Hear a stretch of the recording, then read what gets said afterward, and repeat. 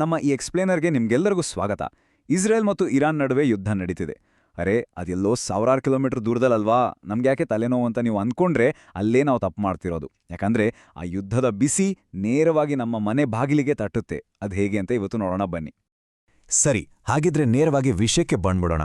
ನೀವೇ ಯೋಚನೆ ಮಾಡಿ, ಇಸ್ರೇಲ್ ಇರಾನ್ ಯುದ್ಧಕ್ಕೂ ನೀವು ಬೆಳಗ್ಗೆ ಬೈಕಿಗೆ ಹಾಕ್ಸೋ ಪೆಟ್ರೋಲ್ ಬೆಲೆಗೂ ಏನ್ ಸಂಬಂಧ ಇರ್ಬೋದು? ಕೇಳೋಕೇನೋ ಇದೆಯಲ್ಲೋ ಅದೆಯಲ್ಲೋ ಅನ್ಸುತ್ತೆ ಅಲ್ವಾ? ಆದ್ರೆ ನಿಜ ಹೇಳ್ಬೇಕಂದ್ರೆ ಇವೆರಡಕ್ಕೂ ನೇರವಾದ ಸಂಬಂಧ ಇದೆ. ಅಷ್ಟೇ ಅಲ್ಲ, ಈ ಸಂಬಂಧ ನಿಮ್ಮ ಅಡಿಗೆ ಮನೆವರೆಗೂ ಬಂದಿದೆ. ಏನಿದು ಕಥೆ ಅಂತೀರಾ? ಬನ್ನಿ ಬಿಡಿಸಿ ಹೇಳ್ತೀನಿ. ಓಕೆ, ಮೊದಲನೆಯದಾಗಿ ಈ ಯುದ್ಧದ ಬಗ್ಗೆ ನಮಗೆಲ್ಲ ಗೊತ್ತಿಲ್ಲದ ಕೆಲವು ಸತ್ಯಗಳನ್ನ ನೋಡೋಣ. ಯಾಕಂದ್ರೆ ನಾವು ಅಂದುಕೊಂಡ ಹಾಗೆ ಇದು ಬರೀ ಬಾಂಬ್, ಮಿಸೈಲ್ಗಳ ಯುದ್ಧ ಅಷ್ಟೇ ಅಲ್ಲ. ಇದರ ಹಿಂದೆ ಒಂದು ಶ್ಯಾಡೋ ವಾರ್, ಅಂದ್ರೆ ಒಂದು ನೆರಳಿನ ಯುದ್ಧನೇ ಇದೆ. ಅದು ಕೂಡ ಪಕ್ಕಾ ಹೈಟೆಕ್. ನೋಡಿ, ಇಸ್ರೇಲ್ ಮತ್ತು ಇರಾನ್ ಮಧ್ಯೆ ಈ ಜಗಳ ಇವತ್ತು ನಿನ್ನೆದಲ್ಲ. ದಶಕಗಳಿಂದ ಒಂದು ಶ್ಯಾಡೋ ವಾರ್ ನಡೀತಾನೇ ಇತ್ತು. ಅಂದ್ರೇನು? ನೇರವಾಗಿ ಯುದ್ಧ ಮಾಡಲ್ಲ, ಆದರೆ ಒಳಗೊಳಗೆ ಸೈಬರ್ ಅಟ್ಯಾಕ್ ಮಾಡೋದು, ಸೀಕ್ರೆಟ್ ಆಪರೇಷನ್ ಮಾಡೋದು, ಹೀಗೆ ಒಬ್ರಿಗೊಬ್ರು ಪರೋಕ್ಷವಾಗಿ ಹೊಡೆದಾಡ್ಕೊಳ್ತಾ ಇದ್ರು. ಆದರೆ ಈಗ ಆ ನೆರಳಿನ ಯುದ್ಧ ಮುಗಿದು ಎಲ್ಲರ ಮುಂದೆ ನೇರಾನೇರ ಯುದ್ಧ ಶುರುವಾಗಿದೆ.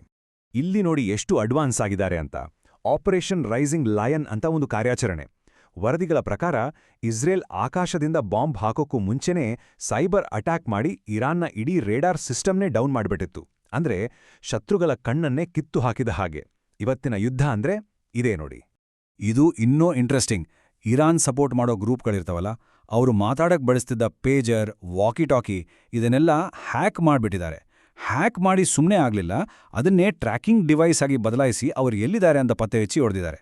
ಅಂದರೆ ಯೋಚನೆ ಮಾಡಿ, ನಿಮ್ಮ ಕೈಲಿರೋ ಯಾವುದೇ ಗ್ಯಾಜೆಟ್ ಯುದ್ಧದಲ್ಲಿ ಒಂದು ಅಸ್ತ್ರ ಆಗ್ಬಿಡ್ಬೋದು.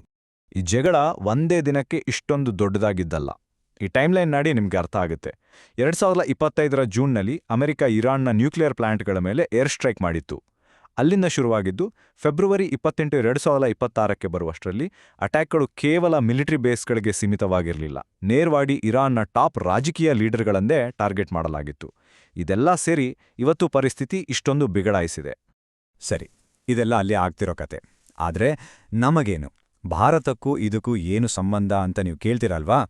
ಈಗ ಬರ್ತಿದೆ ನೋಡಿ ಅಸಲಿ ವಿಷಯ. ನಮ್ಮ ಭಾರತದ ಮೇಲೆ ಇದರ ನೇರ ಪರಿಣಾಮ ಏನು ಅಂತ ಒಂದೊಂದಾಗಿ ನೋಡೋಣ. ನೋಡಿ, ಈ ಯುದ್ಧ ನಮ್ಮನ್ನ ಮುಖ್ಯವಾಗಿ 3 ಕಡೆಯಿಂದ ತಟ್ಟುತ್ತೆ. 1, ನೇರವಾಗಿ ನಿಮ್ಮ ಅಡುಗೆ ಮನೆಗೆ. 2, ಗಲ್ಫ್ ದೇಶಗಳಲ್ಲಿರುವ ನಮ್ಮ ಕುಟುಂಬದವ್ರ ಮೇಲೆ. ಇನ್ನು 3ನೇದು ನಮ್ಮ ದೇಶದ ಇಡೀ ಎಕಾನಮಿ ಮೇಲೆ. ಬನ್ನಿ ಒಂದೊಂದಾಗಿ ನೋಡೋಣ. ಮೊದಲನೇದಾಗಿ ನಮ್ಮೆಲ್ಲರಿಗೂ ತಕ್ಷಣಕ್ಕೆ ಎಫೆಕ್ಟ್ ಆಗೋದು ಬೆಲೆ ಏರಿಕೆ. ಹೌದು, ಇದು ನೇರವಾಗಿ ನಮ್ಮ ಕಿಚನ್ ಬಜೆಟ್ನೇ ಅಲ್ಲಾಡಿಸ್ಬಿಡುತ್ತೆ. ಈ ನಂಬರ್ ನೋಡಿ, 90%.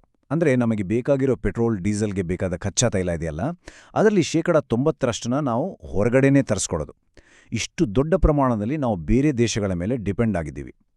ಅಷ್ಟೇ ಅಲ್ಲ, ಈ ತೈಲದ ಬಹುಪಾಲು ಬರಬೇಕಾಗಿರೋದು ಹಾರ್ಮುಜ್ ಜಲಸಂಧಿ ಅನ್ನೋ ಸಮುದ್ರ ಮಾರ್ಗದ ಮೂಲಕ. ಈಗ ಆ ದಾರಿಯಲ್ಲೇ ಯುದ್ಧ ನಡೀತಿದೆ. ಈ ಚಾರ್ಟ್ ನೋಡಿದ್ರೆ ನಿಮಗೆ ಕ್ಲಿಯರ್ ಆಗಿ ಗೊತ್ತಾಗತ್ತೆ. ಯುದ್ಧದ ಎಫೆಕ್ಟಿಂದ ಕಚ್ಚಾ ತೈಲದ ಬೆಲೆ $1 ಬ್ಯಾರೆಲ್ಗೆ $100ಗಿಂತ ಜಾಸ್ತಿ ಆಗೋ ಸಾಧ್ಯತೆ ಇದೆ. ಇದರ ರಿಸಲ್ಟ್ ಏನಪ್ಪಾ ಅಂದ್ರೆ ಸಿಂಪಲ್, ನಮ್ಮ ಪೆಟ್ರೋಲ್, ಡೀಸೆಲ್ ಬೆಲೆ ಗಗನಕ್ಕೆ ಏರೋದು ಗ್ಯಾರಂಟಿ.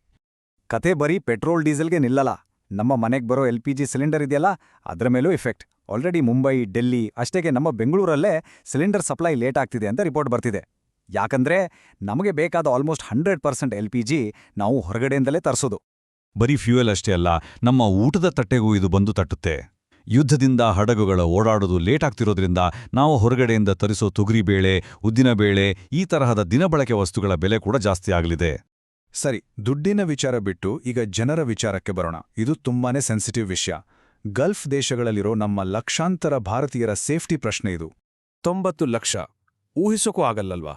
ಇಷ್ಟು ಜನ ಭಾರತೀಯರು ಗಲ್ಫ್ ದೇಶಗಳಲ್ಲಿ ಕೆಲಸ ಮಾಡ್ತಿದ್ದಾರೆ. ಇದೇನೋ ಚಿಕ್ಕ ನಂಬರ್ ಅಲ್ಲ. ಇಷ್ಟು ದೊಡ್ಡ ಸಂಖ್ಯೆಯ ನಮ್ಮ ಜನ ಇವತ್ತು ಯುದ್ಧದ ಹತ್ರದಲ್ಲೇ ಜೀವನ ನಡೆಸ್ತಿದ್ದಾರೆ. ಹಾಗಾಗಿ ಅಲ್ಲಿರೋ ನಮ್ಮ ಜನರಿಗೆ ಮತ್ತೆ ಇಲ್ಲಿರೋ ಅವರ ಕುಟುಂಬಗಳಿಗೆ ಈಗ 2 ದೊಡ್ಡ ಚಿಂತೆ. ಒಂದು ವೇಳೆ ಇರಾನ್ ಏನಾದರೂ ಕತಾರ್, UAE ಅಂತ ದೇಶಗಳ ಮೇಲೆ ಅಟ್ಯಾಕ್ ಮಾಡಿದ್ರೆ ನಮ್ಮವರ ಸೇಫ್ಟಿ ಏನು ಅನ್ನೋದು.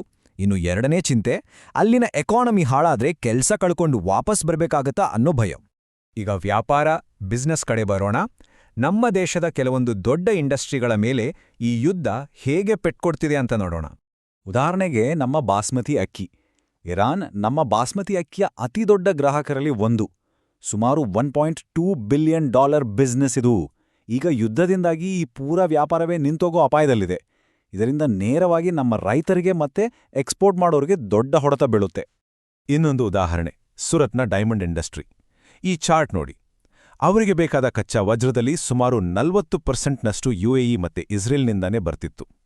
ಈಗ ಸಪ್ಲೈ ಚೈನ್ ಪೂರ್ತಿ ಕಟ್ಟಾಗಿದೆ. ಇದರ ಎಫೆಕ್ಟ್ ಏನಾಗಬಹುದು? ಲಕ್ಷಾಂತರ ಜನ ಕೆಲಸ ಕಳ್ಕೊಳ್ಳೋ ಸಾಧ್ಯತೆ ಇದೆ. ಸರಿ, ಇಷ್ಟೊತ್ತು ನಾವು ಮಾತಾಡಿದ ಎಲ್ಲ ವಿಷಯಗಳನ್ನ ಒಟ್ಟಿಗೆ ಸೇರಿಸಿ ಒಂದು ಕ್ಲಿಯರ್ ಪಿಕ್ಚರ್ಗೋಸ್ಕರ ಸಂಕ್ಷಿಪ್ತವಾಗಿ ನೋಡೋಣ. ಈ ಟೇಬಲ್ನ ಒಮ್ಮೆ ನೋಡಿ.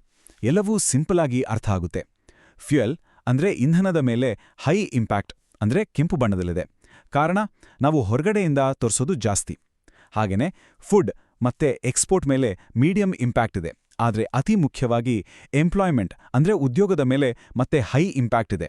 ಯಾಕಂದ್ರೆ ಇದು ಗಲ್ಫ್ನಲ್ಲಿರೋ 90 ಲಕ್ಷ ಭಾರತೀಯರ ಜೀವನದ ಪ್ರಶ್ನೆ. ನೋಡಿ, ಎಲ್ಲೋ ನಡೀತಿರೋ ಒಂದು ಯುದ್ಧ ನಮ್ಮ ದೈನಂದಿನ ಜೀವನದ ಮೇಲೆ ಇಷ್ಟೆಲ್ಲ ಪರಿಣಾಮ ಬೀರೋದಾದ್ರೆ, ನಾಳೆ ಈ ಸಂಘರ್ಷ ಇನ್ನೂ ದೊಡ್ಡದಾದ್ರೆ ನಮ್ಮ ಬದುಕು ಇನ್ನೆಷ್ಟರ ಮಟ್ಟಿಗೆ ಬದಲಾಗ್ಬೋದು? ಖಂಡಿತ ನಾವೆಲ್ಲರೂ ಯೋಚನೆ ಮಾಡಲೇಬೇಕಾದ ಪ್ರಶ್ನೆ ಇದು.